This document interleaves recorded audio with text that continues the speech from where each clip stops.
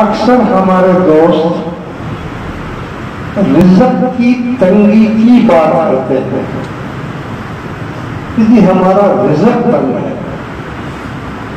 ہمارے رزق میں برکت نہیں ہو رہی ہے۔ تو میں آپ کو ایک نسخہ بتا رہا ہوں۔ بے شک رسول اللہ صلی اللہ علیہ وسلم صادق الامین، آپ سچے ہیں، آپ کا ایک ایک لفظ سچا ہے۔ حضور فرماتے ہیں کیا میں تمہیں ایک ایسے درخت کی مثال نہ دوں جس کی جڑیں ساتویں زمین تک ہے اور جس کی شاخیں ساتویں آسمان تک ہے، اور وہ ایسا درخت ہے کہ ہر موسم میں پھل دیتا ہے۔ ہر پھل کے لیے موسم ہوتا ہے، لیکن اس درخت کے لیے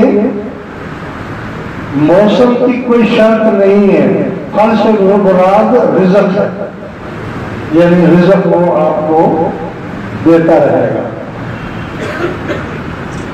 اور وہ کیا ہے؟ لا الہ الا اللہ، لا الہ الا اللہ، لا الہ الا اللہ۔ لہذا میرے دوستوں،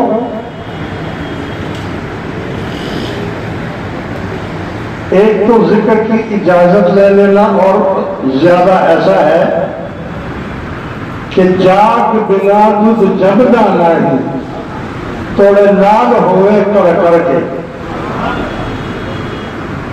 کسی اللہ والے سے اجازت لے کر ذکر کرنا وہ ایسا ہوتا ہے جیسے دودھ کو آپ نے جاگ لگا دیا، جاگ لگ گئی تو اس میں سے دہی بھی نکلے گا، مکھن بھی نکلے گا، لسی بھی نکلے گی۔